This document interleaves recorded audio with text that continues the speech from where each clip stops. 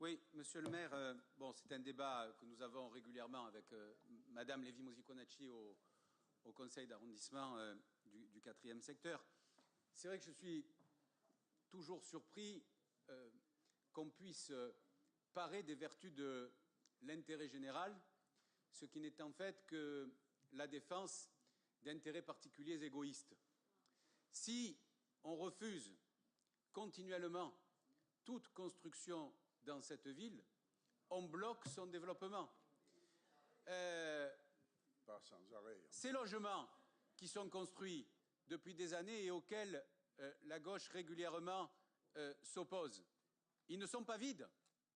Ils sont occupés par des gens qui sont des Marseillais la plupart du temps de quartiers alentours ou qui arrivent à Marseille. Les promoteurs, comme on dit, construisent pas pour le plaisir de construire. Et je vous concède volontiers qu'ils ne sont pas philanthropes. Ils construisent parce qu'ils vendent et parce que donc il y a des gens qui ont besoin de logements. Et si on cesse de construire, on bloque le développement de cette ville. Madame Dangeau, vous êtes bien excitée ce matin. Alors, s'agissant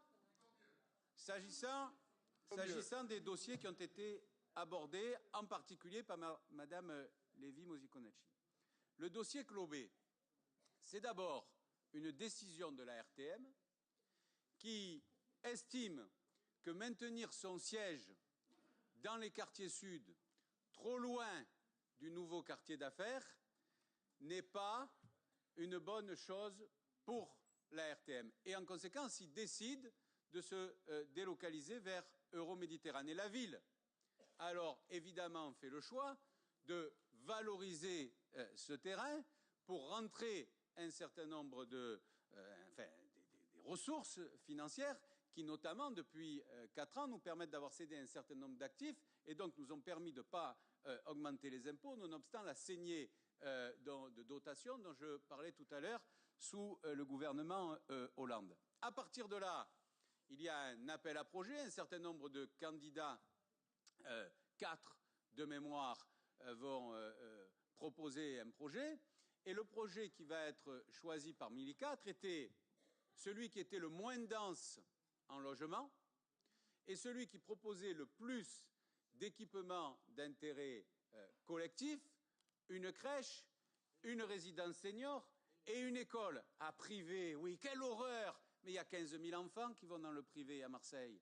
Et de toute façon, les ouvertures de classes dans le public, elles ne dépendent pas de la municipalité. La meilleure preuve, c'est que quand on ouvre au Rouet, où pendant des années, Madame Lévy-Mosiconacci, des années, vous nous avez dit, vous avez du retard, pourquoi vous ne faites pas l'école du Rouet? Eh bien, finalement, le ministère de l'Éducation nationale a ouvert 4 ou 5 classes sur les 14 classes qui peuvent être ouvertes au Rouet. Donc, voilà la raison pour laquelle c'est un établissement privé qui s'est intéressé à la possibilité d'ouvrir une école et il nous semble que c'est un très joli dossier pour le quartier. D'ailleurs, vous parlez de résistance, de rébellion. Écoutez, je n'ai reçu ni pétition, ni quoi que ce soit, alors que d'habitude, on m'en envoie 2 par semaine. Là, je n'ai absolument rien reçu. Alors vous en profitez pour élargir le débat à l'ensemble du 8e arrondissement et vous évoquez pêle-mêle, méli-mélo, gloubi-boulga, des choses qui n'ont strictement rien à voir. Vous parlez du dossier Renault, qui est un dossier qui, lui, est en cours, où, d'ailleurs, le permis de construire n'a pas donné lieu de mémoire à 2 recours, en tout cas à 2 recours qui soient allés au bout, et donc les travaux ont démarré. Il va y avoir là la construction d'un certain nombre de logements, en location ou à la vente, intermédiaire également, et même probablement à la demande de la Caisse des dépôts et consignations, mais la négociation est en cours, un certain nombre de logements sociaux en PLS à la demande de l'État lui-même. Ensuite, vous évoquez le projet Peugeot.